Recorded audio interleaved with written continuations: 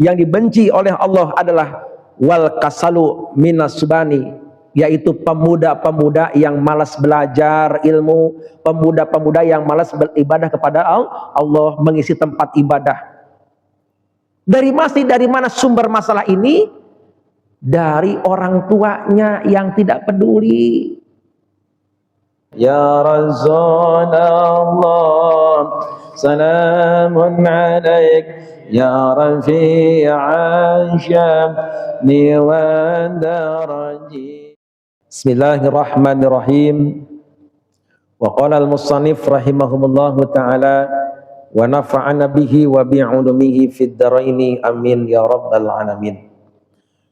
Wal maqalatu tis'ata, masih menyampaikan makalah yang ke-9. Qala ba'dul hukama, telah berkata yaitu para hukama, asyarati khisalin, 10 golongan, yabduhullahu subhanahu wa ta'ala, yang mana kata hukama 10 golongan ini sangat dibenci oleh Allah subhanahu wa ta'ala. Min asarati anfusin, dari golongan manusia. Jadi masih menyampaikan ada 10 golongan manusia yang sangat dibenci oleh Allah subhanahu wa ta'ala. Ya, kita jangan sampai masuk pada golongan ini. Insya Allah kita akan bahas pada pagi hari ini golongan yang ke-6 ya. Siapa golongan yang ke-6 ini? Yang kata hukama sangat dibenci oleh Allah subhanahu wa ta'ala. Kata hukama golongan yang ke-6, wal kasalu minas subani. Ya, ini golongannya nih. Wal kasalu minas subani, yakni malas berbuat ibadah bagi pemuda. Nah, ini Bapak Ibu rahimakumullah. Atau malasnya ibadah bagi para pemuda. Ini Bapak Ibu golongan salah satu kata hukama dari 10 yang dibenci oleh Allah subhanahu wa ta'ala. Ya Allah ya Karim. Bapak Ibu rahimakumullah, kalau kita melihat fakta keadaan dimanapun tempat ibadah, kita lihat pemuda bagaimana keadaannya. Hampir rata-rata tempat ibadah, ya, masjid, majelis taklim, itu sangat sedikit pemudanya. Ya, sangat sedikit pemudanya. Apalagi yang istiqomah. Ya Allah ya Karim. Kenapa bisa begitu? Karena emang kita menyadari bahwa pada waktu-waktu manusia jadi pemuda itu, ini masih banyak syahwat dunianya. Ya. Masih banyak syahwat dunianya, sehingga masih labil dirinya antara memilih kehidupan akhirat atau hidup dunia. Nah, kebanyakan condong anak-anak pemuda ini masih mengejar dunia, sehingga kita lihat tuh masjid, ya, diisinya sama orang tua lagi. Pemudanya kemana? Padahal pemuda ini merupakan nanti penerusnya, generasi penerus. Kalau pemuda-pemuda kita sekarang malas ibadah, siapa yang meneruskan nanti tempat ibadah-ibadah kalau sudah yang tua meninggal dunia? Ya. Maka benar peribahasa ada mengatakan, kalau pemimpin negara meninggal dunia, itu sudah antri gantinya. Ya, bahkan belum meninggal pun pemimpin negara sudah banyak generasinya. Tapi pemimpin masjid, imam masjid, ustaz masjid, ya Allah ya Karim, ketika mereka meninggal dunia, kadang-kadang kita butuh waktu bertahun-tahun untuk ada lagi yang menggantikan. Berapa banyak tuh musolah, masjid-masjid ketika ustaznya meninggal dunia jadi sepi. Karena apa? Enggak ada penggantinya. Ini Bapak Ibu yang dikhawatirkan Kanjeng Nabi. Kalau pemudanya malas ibadah, pemudanya malas nuntut ilmu, nanti siapa akan meneruskan generasi penerus ini masjid, tempat ibadah agama Islam? Ya Allah ya Karim. Makanya ya, salah satu golongan kata-kata para hukama yang dibenci oleh Allah adalah wal kasalu minas subani, yaitu pemuda-pemuda yang malas belajar ilmu, pemuda-pemuda yang malas beribadah kepada Allah, mengisi tempat ibadah. Dari mana sumber masalah ini? Dari orang tuanya yang tidak peduli. Ya Allah, kalau kita lihat sejarah Nabi Ibrahim, Bapak Ibu rahimakumullah, ketika bertanya kepada anaknya Ismail, apa yang dia katakan? Mata bununa mim ba'di. Ini kalimat nih, Allah populerkan dalam Al-Quran. Mata bununa mim ba'di, kata Ibrahim. Nah, nanti kalau bapak meninggal, kamu nyembah siapa? Ini pertanyaan Nabi Ibrahim kepada anaknya. Ya. Tapi zaman sekarang, akhir zaman, bukan ditanya siapa yang disembah, tapi apa bahasanya? Mata kuluna mim ba'di. Nah, nanti kalau bapak meninggal, kamu makan apa? Yang dipikirin makan, melulu dipikirin. Artinya apa? Orang tua lebih condong nanyain keadaan dunianya ketimbang fisik akhiratnya. Ketika anak pulang sekolah, ditanya apa? Nah, udah makan apa belum? Tadi di sekolahan dapat nilai berapa? Nggak pernah nanya, nah tadi di sekolah kamu sholat zuhur apa belum? Kamu sudah pulang jam 1 ini, apakah sudah sholat apa belum? Ini jarang sekali Bapak Ibu. Bahkan orang tua lebih senang kepada anaknya ketika mendapatkan nilai matematika 100 ketimbang anaknya tidak bisa baca Iqra. Ya Allah ya Karim.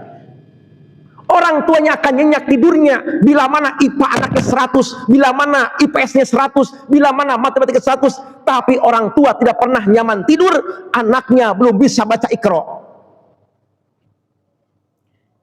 Ini Bapak Ibu penyebabnya dari orang tuanya juga sebenarnya. Ya Allah ya Karim. Anaknya khawatir kalau di sekolah belum makan, tapi orang tua enggak pernah khawatir. Maaf, orang tua khawatir bila mana anaknya di sekolah belum makan, tapi orang tua tidak pernah khawatir apakah anak saya di sekolah sudah sholat atau belum. Ya Allah ya Karim. Makanya Bapak Ibu rahimakumullah, betapa Rasulullah sangat luar biasa memuji pemuda-pemuda yang soleh. Salah satunya kata Kanjeng Nabi, sab'atun yujluhumullah fi zillahi yauma la yazili illa zillatun. Nanti kata Rasulullah ada 7 golongan manusia yang akan mendapatkan naungan Allah Subhanahu wa taala. Mereka di bawah arsy-Nya Allah Subhanahu wa taala. Di saat itu tidak ada pertolongan kata Nabi kecuali pertolongan Allah Subhanahu wa taala. Siapa salah satunya? Kata Kanjeng Nabi, wasyababun nasa'a bi ibadatillah. Pemuda yang gemar ibadah kepada Allah, pemuda yang rajin istiqomah ibadah pada Allah, pemuda yang dia terus istiqomah menjalankan sholat berjamaah, istiqomah thalabul ilminya. Ini Bapak Ibu, nanti di akhirat mereka yang istiqomah pemuda tersebut akan mendapatkan naungan Allah Subhanahu wa taala, mendapatkan pertolongan Allah Subhanahu wa taala. Amin ya rabbal. Masya Allah. Ini Bapak Ibu rahimakumullah. Maka di sini pentingnya peranan orang tua. Bagaimana kita bisa mengajak anak-anak kita ini sebagai anak-anak yang soleh dan solehah. Amin ya rabbal. Ya Allah ya Karim. Bapak Ibu rahimakumullah. Ya. Dalam hadis yang lain dikatakan, kata Kanjeng Nabi, innallaha azza wa jal la ya'jabu minas syababun lesat lahu sobwatun. Kata Kanjeng Nabi, Allah Subhanahu wa taala sangat kagum terhadap pemuda yang memiliki sifat sabwah. Ya, sifat sabwah. Apa sabwah itu? Yakni sifat anak-anak yang mereka mampu mengendalikan hawa nafsunya. Ketika anak-anak ini, pemuda ini sangat condong dengan keinginan dunia, tapi mereka bisa menahan nafsunya terhadap itu sehingga bisa terkontrol dirinya, tetap menjalankan ketakwaan kepada Allah Subhanahu wa taala. Inilah kata Rasulullah, pemuda mendapatkan gelar sobwah. Ya Allah ya Karim, kalau pemuda-pemuda kita sudah dapat gelar ini, Masya Allah, betapa bahagianya lingkungan kita. Ya, makanya inilah pentingnya peran orang tua, Bapak Ibu rahimakumullah. Anak adalah titipan Allah Subhanahu wa taala. Betapa orang akan bahagia ketika ada orang dititipin satu barang, barangnya ini dipelihara dengan baik. Kira-kira yang dititip itu senang nggak?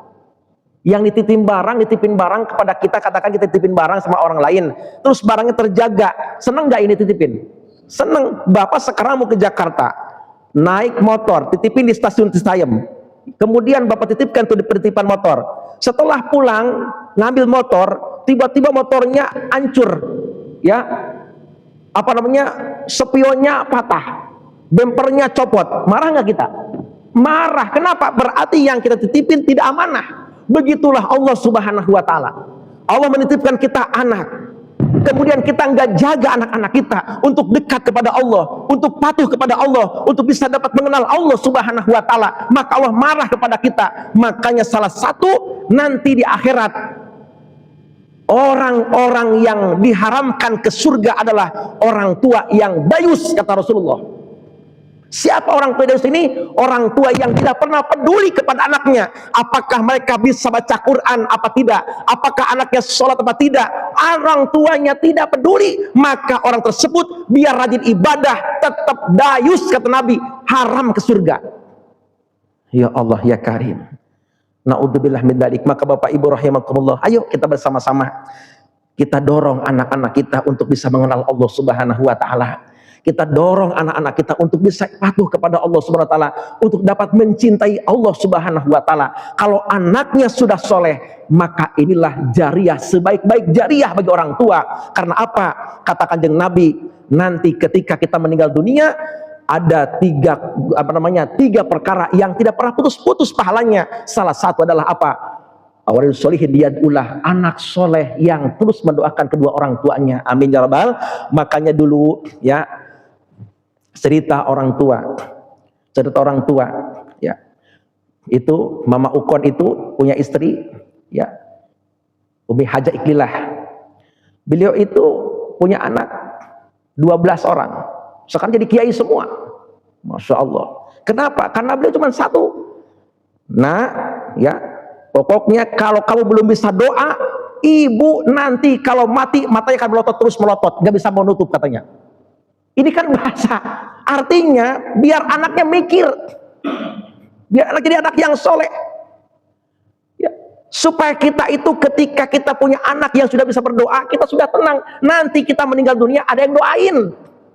Ini jangan sampai ada orang meninggal dunia, ya Allah, ke kuburan Bapak Ibu nyetel murotal Yasin dari HP, bukan dia baca Yasinnya, yang baca Yasin ini HP murotal. Ini sering saya dengar Bapak Ibu, ketika saya jarah ke sini ke TPK di Perme, itu ada anak bawa HP Yasin yang disetel di HP-nya, dia hanya cuma melongo aja bawa kembang. Betapa orang tua sedihnya saat itu ketika anak yang bisa berdoa kepada orang tua yang sudah meninggal dunia. Ya Allah ya Karim. Maka di sini Bapak Ibu rahimakumullah, ayo kita bersama-sama kita dorong anak-anak kita. Syukur-syukur anak yang bisa dipondokin ke pesantren. Kalau emang sudah enggak lagi ada waktu, minimal sekarang kita ajak anak kita untuk ibadah kepada Allah. Kalau orang tuanya rajin ibadah, anaknya harus rajin ibadah juga. Inilah Bapak Ibu kesuksesan bagi pemuda. Mudah-mudahan Allah jadikan pemuda-pemuda kita, anak-anak kita soleh dan soleha. Amin ya rabbal alamin.